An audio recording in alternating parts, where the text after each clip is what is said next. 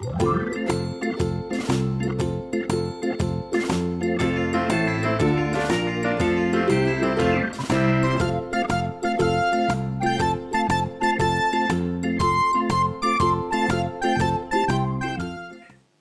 don't fart, okay? Ethan ate a lot of beans, which made his bottom rumble. Oh, Ethan, stop that smelling noise, his family used to grumble. But Ethan felt it wasn't fair. He couldn't help his tummy. He's surely not the only one whose toots upset his mummy. So Ethan asked his group of friends, does everyone get wind? Marty laughed, Fizz looked confused, and Sam just quietly grinned. But little Trixie took offence. Girls don't fart, okay? Only boys make bottom noise. We girls aren't built that way. The boys just didn't believe her, so they set themselves a test to see if girls pass wind or not. That would be their quest. The school was serving egg that day, which made the boys all think, now's our chance to check things out, because this should raise a stink. They waited in the playground, where the girls all skip and jump, and listening very carefully, they heard a little flump. Aha, they cheered. That's one confirmed. Let's try to find some more. Ethan waved his wand and they all vanished out the door. They flew to the palace where they landed with a bump. No way, they laughed. We'll never prove that royal females trump. Princess Pearl played in her room, so to her door they went. Thinking she was all alone, she let off a strawberry scent. The boys crept through the bushes and past a fancy fountain, where they gasped to see a unicorn in the shadow of a mountain. Ethan led them closer, and as the boys drew near, all the colours of the rainbow erupted from her rear. The next stop was the ocean, and they dived beneath the waves.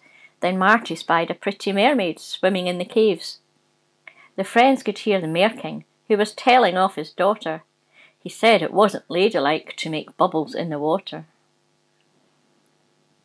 Ethan cast another spell to whisk them to a glade, where Mrs. Squirrel gathered nuts while all her children played.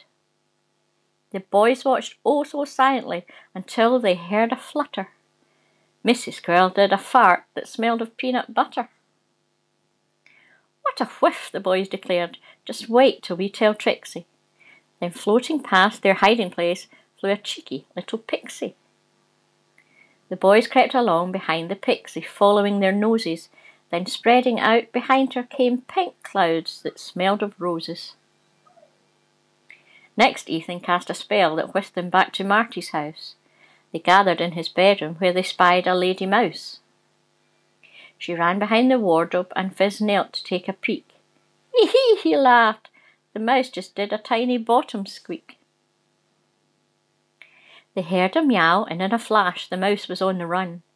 A kitten had started chasing her, trying to have some fun. The kitten looked adorable with soft white fluffy fur. She was so relaxed that she let out a stinky purr. The boys had seen enough to prove to Trixie that she was wrong. They were hurrying to find her when they heard a ballet song. The ballerina did a fart. This was the best one yet. Her smelly bottom made the dancer spin and pirouette. Now they must find Trixie to tell her what they'd seen. They had enough proof to show that girls aren't always squeaky clean. Mermaids, dancers, lady mice, princesses as well, making rainbows, bubbles, clouds of pink with various sorts of smell. Trixie and her friends were picking flowers in the park. The sun was sinking in the sky and it was getting dark. Suddenly they heard a noise, a gentle whispering sound. Trixie flew up in the air with glitter all around. Trixie gasped and hid her face. The fairies all went quiet. Caught in the act, the boys all cried. Now you can't deny it. The end.